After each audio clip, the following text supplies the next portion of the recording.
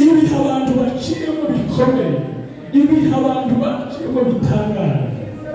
Ni wowe nyir'imbaraga, ni wowe nyir'itinya dushima. Dushize hejuru, wowe Mana izibohora, wowe Mana izitabara, wowe Mana nziza, wowe Mana dukunda, wowe Mana dukorera, wowe Mana yadukuye mu bubata bw'ibyaha, ikatubumvisha, ikatujana muri gucungana wakunda.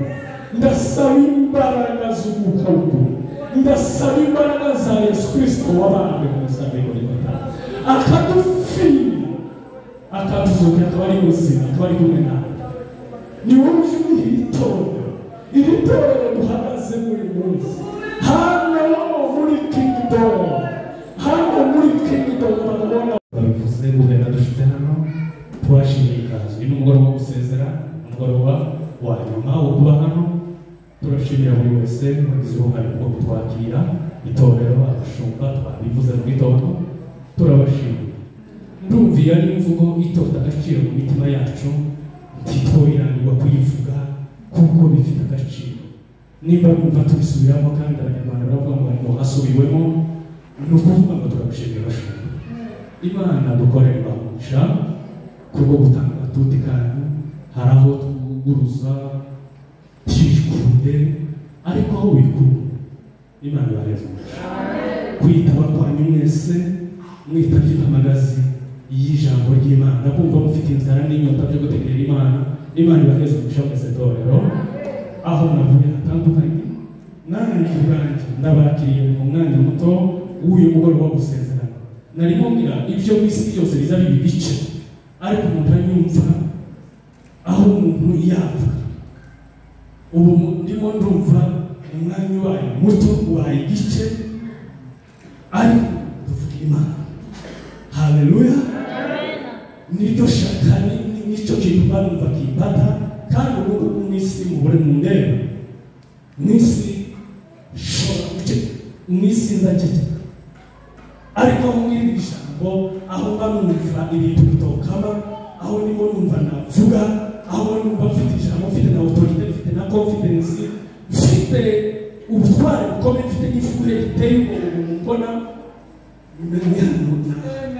Mbona hari ijambo atuvuze ngo neza, kandi Imana yari yimpaye ko yambaye ko noba kose nza numva bizwe n'uko ndi njyewe, numva yuzwe, sinifuza iby'ubundi, sinifuza kuba kanaka pe.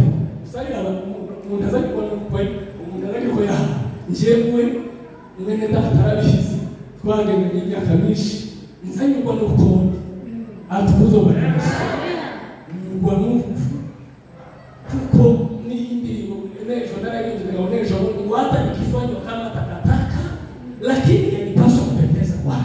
Alizuru kwangu ukuchini, utaziji au masi. Najua atukuzo Bwana. Huyu tufugie kuja. Iwala nezerwa. Umufurero nawe ke wanambike kwa kitu. Anambike kwa kitu kile kitagaba. Yadushize ngo tufitikiriza. Tufitikiriza. Yesu yadushize. Nicho kiza kidutera kuyu. Nicho nayisunga ligawa mwisi. Nakibazo. Tunayizwa. Nimetosheka na Yesu wangu. Asifiwe milele daima. Nimetosheka. Oh, na Yesu wangu. Asifiwe milele daima. Dusezeranye Imana y'amagambo. Dusezeranye Imana y'amagambo. Gusenya imidugudu iyi twasomera neza. Dusigaranye kondagira ngo dufashe abakristo gusenya iyi midugudu cyangwa iyi migi cyangwa wayita kose, uwo mubiri wawe uyu kowe uri usigaje gusenya imidugudu itatu. Duhaguruke, dufate intwaro, dusenge iyi midugudu itatu. Atukuzo Bwana Yesu. Iyi niyo mwanya yo umugoroba mu kanya gato bitatu twasomya. Yoshua yabwiye Abisirayeli amaze gusaza, amaze guhindura igihugu cya Kanani, ababwira amagambo aya yababwiye uyu mugoroba. Niyo dushaka kubwira abakristo mu ncamake twari kubivuga mu buryo burambuye, ariko waba uri umuririmbyi cyangwa protokole cyangwa umudiyakoni cyangwa umushumba cyangwa ukora urundi rwego mu itorero, ariko hari ikintu abakirisitu bakijwe bari mu nzu y'Imana barabakora, ariko akaba ari kitavuyeho. Atukuze Bwana Yesu. Hari ikintu cyasigaye kitavuyeho, ariko Imana ishaka muri uko yamuhamagaye ko kivaho. Ari muri bo bana b'amajashi. Oya ntituri kumwe, turezi Imana y'imijyi.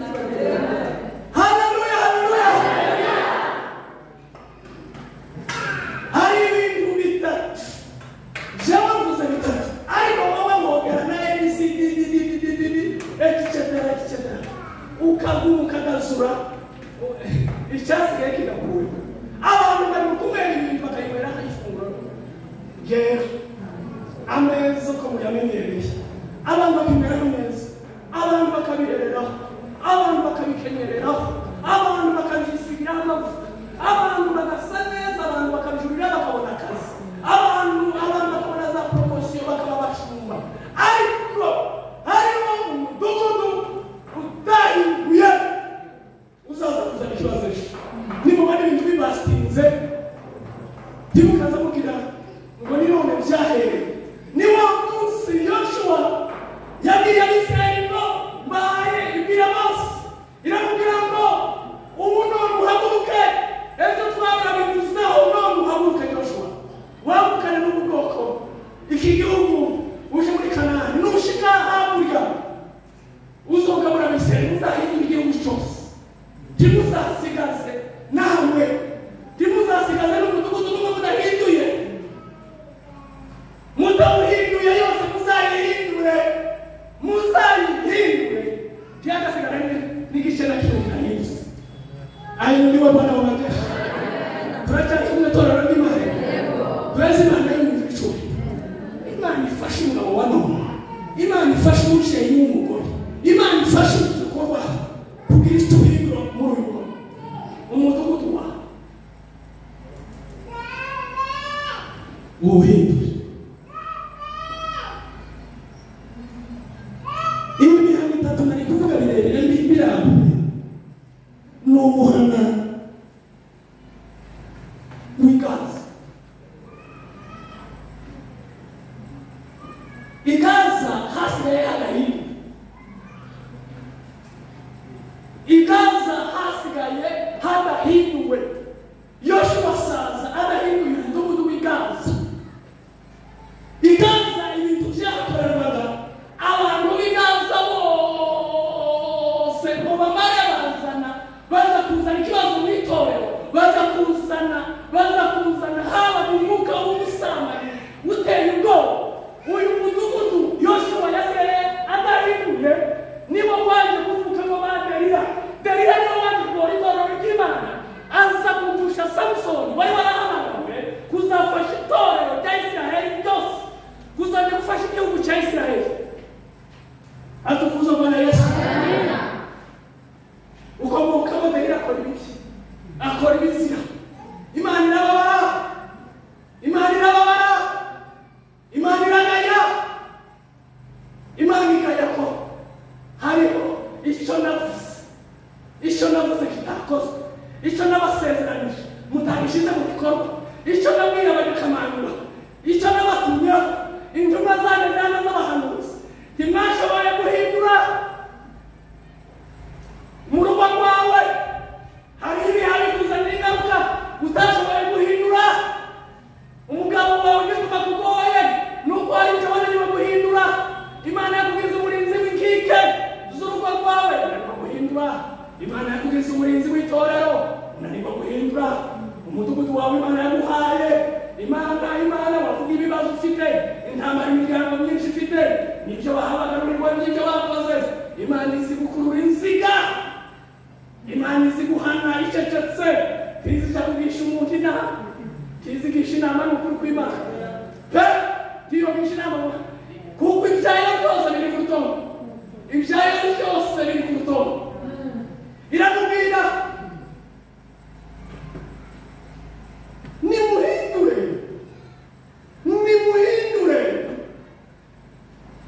n'uyu munsi hindura umva ba mama wacu bamushenge bashiki bacu babyara bacu bakuru bacu nimuhindure reka kubintaza muri uru rugendo ko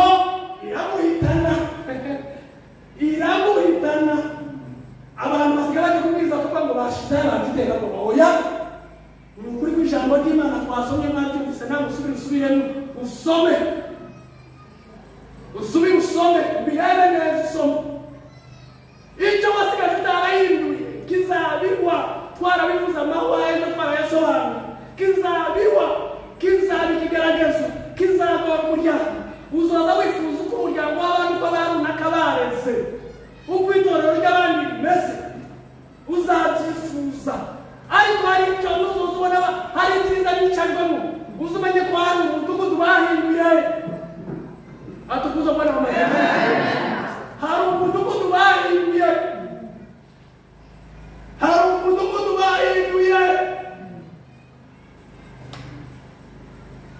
hari ibyo tugomba gukura Imana itoranya Yeremiya aravuga ati sinabishobora ndacyari muto aravuga ngo naragutoranyije naraguhamagaye Yeremiya we ndakweza ndagutoranya ukiva ukiri mu nda ya nyoko naraguhamagaye Imana arabahamagaye irababwira ngo Yeremiya icyambere ngutoreye kubika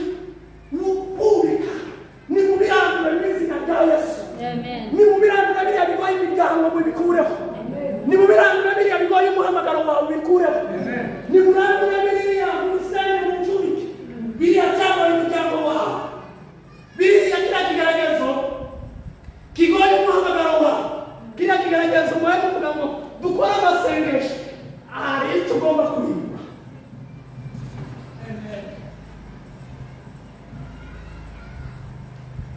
Imana ibirayura urambe uri usenge numara utende kandi uza gutozizera Yeremiya ibyo ubwira abazanyumva bazakumva nubwo ugiye guca mu mfatangwa z'ibibazo nubwo ugiye guhanura ubwoko bukomantaza bukomeza umutima ariko hanura ababwire nzikorera ku gihe cyane nzoba kawa muzima nabwiye bose baza kumviramo bareke ntibazinjira mu gihugu cy'isezerano nzagenda banyonga umwe n'ubu bamwe bari mu mugera nzagenda banyonga umwe ntibazinjira muri Kanani y'amasezerano atukuzo banonga hari haba ubusambanyi bukabije igaza haba ubusambanyi butari ariko Imana ibakwita ikonji yawe kugira ngo dukomeze ku muhana wa kabiri cyangwa umudugudu cyangwa umujyi abakristo bagomba guhindura muri ngoro kandi kunemerera tufushe mu izina rya Yesu turawuca dufatanyije namwe turi kumwe umudugudu igati wari umujyi igati haba amasuzuguro mw'abakristo ikintu cyose bagira ku murenge wabo ikintu cyose ntibageze bafite n'ubu igati abantu baravuga n'ubu abantu b'igati atukuza mwana wa majeshi ese karakora iki ese ubundi se ariko umuntu agasuzuguro tugahura n'umuntu Sawuli atuma kurimbura abameleki ngo babone intama ngo babone inka nziza ntiyemera agasuzuguro agira umurengwe agira ibyifuzo iyo haje ibyifuzo iyo haje agasuzuguro ni ibintu byinshi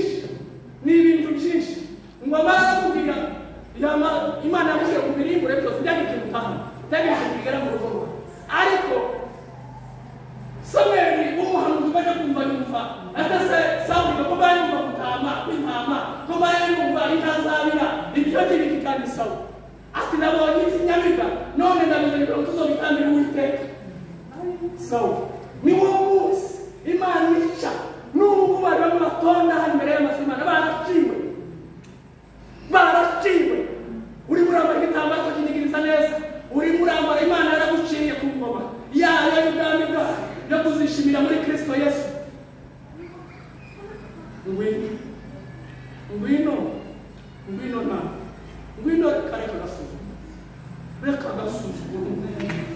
reka kugasuzugura kawe kareke aho wagahereye Imana kiravuga ngo aho wagahereye kageze ku musozo ako gasuzuguro kawe mw'abagabo mw'abagore mw'abapapa mwe mw'abamama mwe bapapa mwe ako gasuzuguro kabere intambara yamubwira ngo sawa wewe no nguciye ku ngoma y'Isirayeli nari narakuze muzayiramba nguciye ku ngoma tuzongera gutwara kandi uzomukomoka uzotwara muri Isirayeli ni ukuvuga kubera ko ukoze ibizira imbere yanjye utumviye icyo nakubwiye ako gasuzuguro kawe uwo murengwe wawe uko kutumva kwawe no kutumvira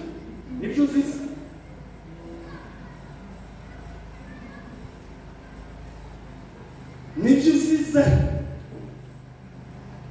bene Aroni na Nadabu na Abihu kubera kutumvira bakora ibizira baza mu buryo utari kubicana Imana ariko niwo munsi barigurira imbere y'ihema ry'ibonaniro Imana nzizikira ubu kiratuma ubiracyari bituma izongera itume kandi n'ubundi izongera itume n'ubundi yazongera haza abandi itume ikubwire ngo kubwire ngo cyamuka ariko izo kuri nimumara isuri bagarekaho abantu bari guhaguruka bakagira guhagunya ikinyoma babona Imana barakariye mu bimene ntimugasubire kuza muhamya b'ibinyoma abo mwari muzi bari abanyengeso mbi Imana igiye kubahana ntimukazamuha n'uwawe kuzoba kimwe nabo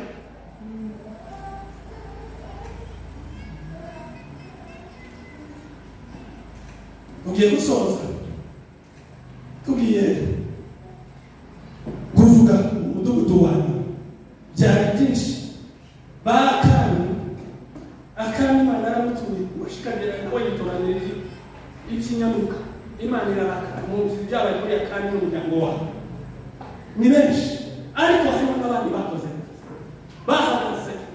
bahagaze neza mu gihe cyabo abandi barinze kwizera kwabo abantu bahagaze Esiteri yagiye igihe kitari giteretse ariko aratinyuka kuko abayuda bose bari bakirwe kuko gupfa ariko aragenda yegera imbere y'Imana aramubwira ngo ndaje arasenga yari yabagiye mu mwirizi iminsi 3 nanjye aricyo gikora aragenda ashika imbere y'Imana Imana iramureka atitaye yari yavuga kama mbaya nimba ugufa ndapfa ariko kugira ngo ubwoko bwanjye burenganirwe nimfatane nabo atukuzo Bwana Yesu yemera hari abantu bahinduye amateka y'ubuzima hariho abantu batatinye bya bindi watinyibuka hariho bya bindi byose umwuka umudugudu dushojerejeho ni Ashidodi we Ashidodi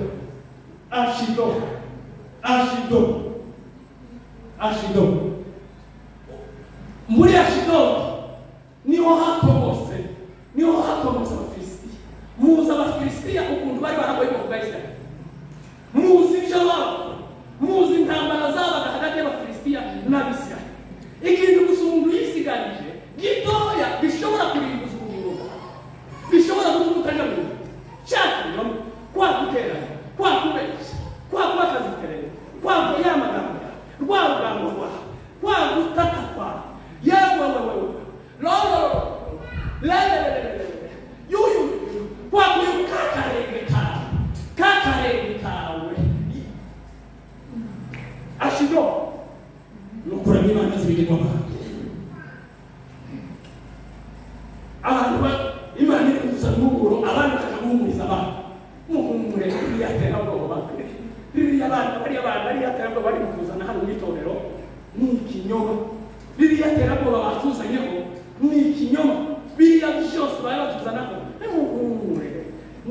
bwarakeye sigira ngo ndashaje sikuriya bahoze bajya bavuga sibiriya bari mu kuza we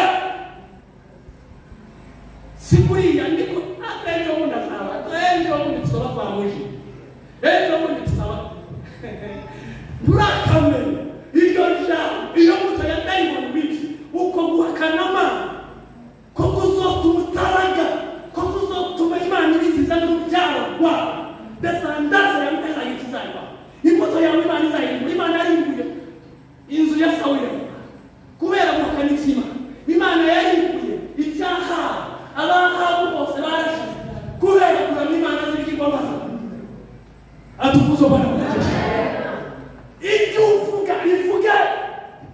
ivuga nushaka ivuga n'imbaraga wihukiye ariko rwarange nabwo rwariye amateka nawe yarinza nawe yarumugabo pe nawe yarumugabo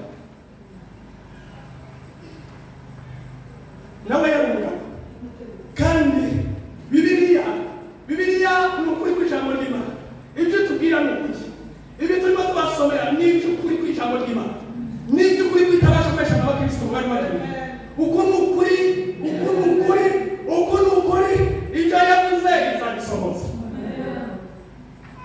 ibyo yavuze izabisohoza Imana ntizibesha sumwana w'umuntu weshize imbaraga zibigirwamo n'ubusa ibyo abantu bakenyereyeho ibyo abantu bahaye agaciro ibyo abantu bahaye imbaraga ibyo abantu bahaye intebe n'ubusa nibyo byazaniye Isiraheli akana nibyo byabizanira itorero rya none akana nibyo byabizanira imihamagaro ya none akana nuko hari icyo abakristo batanguye nuko hari icyo utavanye cyakindi utavanye nicyo kizakuzanira akana nicyo kizakutandukanya n'Imana nicyo kizatuma utaragwa gakondo yawe nicyo gituma yanjye n'Imana rero witeguye ya masezerano Imana rero yavuzeho utazayageraho nibyo rari bya bindi wararikiye byose bizagukora Imana izabigushira ku mutwe ku mugaragaro rero bakristo torero ry'Imana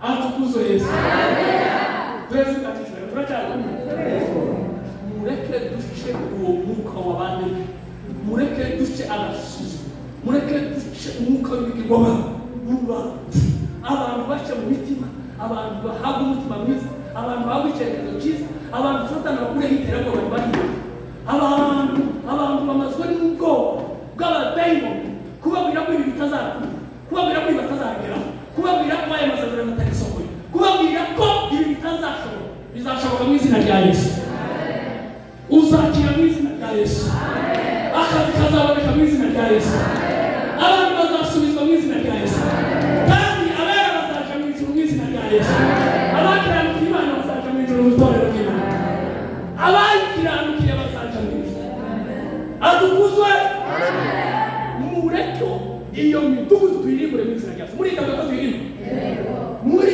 muriteguye ko tuyikura ku rugo rwawe muriteguye ko tuyikura mu bana bawe muriteguye ko tuyirimbura ku itorero ry'Imana muriteguranye nanjye mu izina rya Yesu turazi Imana icyubahiro turebe ko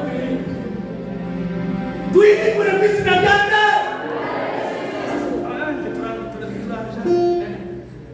babajama abantu batambukira imbere gato tugiye kurimbura imidugudu mu izina rya Yesu turashaka ko iyi mibe y'ijambo ry'Imana iyi midugudu tuyirimbura pasiteri akagira inshuti zitaribwa ukagira abantu batura Imana batayibutara uyu mudugudu wa Shidoni tuwurimbure mu izina rya Yesu ariko ntimwifuza ko abana banyu batabona ubumenyi mu izina rya Yesu ntimwifuza ko abana banyu batabitaye muri hano mu bandi bwanyu ntimwifuza ko abana banyu boba ibirangirire mu izina rya Yesu n'ukuri muri iyo midugudu rakarira za ntegekeya zawe zirakarire mu izina rya Yesu kandi za ntegekeya zawe uwiteka umucamanza mwiyabonye abantu mudana kirubanza wavuga baritukira kandi baratonye ngo umuntu wari iriya yaramufuye n'umwira wiwe n'inshuti y'amagara tubirimbure mu izina rya Yesu murabyina w'Imana yo mu ijuru cyubahiro haleluya haleluya haleluya haleluya ni muhamuke amen ushaka kuhirwa ushaka kugira icyahiro ushaka kugira icyahiro umugabo w'intebe kurwanya intambara ibyo Pawulo yavuze ngo narwanya intambara nziza nari inzi zo kwizera n'ibisigaye mbiki w'intambara ry'ubugingo ngw'igihugu cy'amazi utabera bazapfa kwibamuza ariko mu byo barasigaye n'abandi bose n'abandi barimbuye iriya midugudu yose n'abandi baheze biriya n'abandi bigomwe biriya byose bagomba gukora ariko bagarara kwiga ijambo ry'Imana abo bose Imana izabagirira neza Imana ibitayeho Imana yiteguye kubagwanira Imana yiteguye kubambika ikamba ry'ubugingo Imana yiteguye kubagirira yego reka tubanza dusenge ariko uraba titwaje gusenge se wari kwapiga makelele ukuta ukanguka nabara yake ikamuka atukuzo bwana tunataka kutubona abimana yashaje kandi turabona mu izina rya Yesu abimana yashaje turabona mu izina rya Yesu abashobora kurimbura imidugudu bahinduka icyare mu bisha Imana mu izina rya Yesu abantu kwibanga uri mugoroba barazanishwe mu izina rya Yesu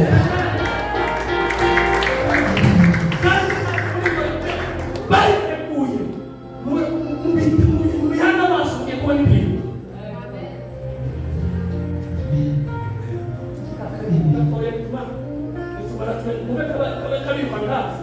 kandi uvuga ko turawuhimbuye mu izina rya Yesu turawuhise tunabomoa tunaharibu tunateketeza tunachoma gatoya dusenge gato minota itatu ego